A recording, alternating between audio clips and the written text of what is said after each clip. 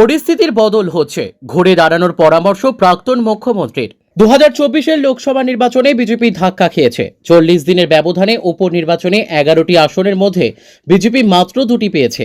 অর্থাৎ পরিস্থিতির বদল হচ্ছে, মানুষ ঘুরে দাঁড়াচ্ছে, বললেন প্রাক্তন মুখ্যমন্ত্রী মানিক সরকার।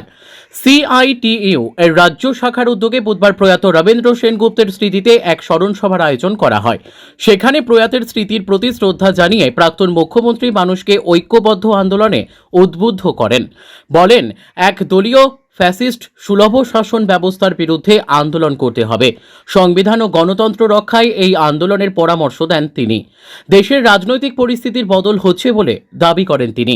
কৃষক, ছাত্র সিটু আন্দোলন করছে। রাজ্যের পঞ্চায়েত নির্বাচনের প্রসঙ্গ তুলে বিভিন্ন জায়গায় হিংসার বর্ণনা দেন, সেই সঙ্গে মানুষকে ঘুরে দাঁড়ানোর পরামর্শ দেন। এদিনের অনুষ্ঠানে সিটুর রাজ্য সভাপতি মানিক দে, রতন ভৌমিক, রমা দাস সহ অন্যান্য নেতৃত্ব উপস্থিত ছিলেন। 24-এর লোকসভা নির্বাচনে বিজেপি একটা বড় ধাক্কা খেয়েছে, পরাস্ত হয়েছে বলা যাবে, কারণ তো সরকারি তৈরি করতে পারবে না, কিন্তু ধাক্কা খেয়েছে। এককভাবে নিজেদের সংখ্যার জোরে সরকার চালাবেন বিজেপি, সেই জায়গায় বিজেপি নেয়। একলা প্রধানমন্ত্রী ছড়ি ঘোরাবেন, সেই জায়গায় বিজেপি নেয়। বিজেপির চাইতে বেশি দগ্ধ চিন্তিত আরএসএস এর রাজনৈতিক সংগঠন হচ্ছে বিজেপি।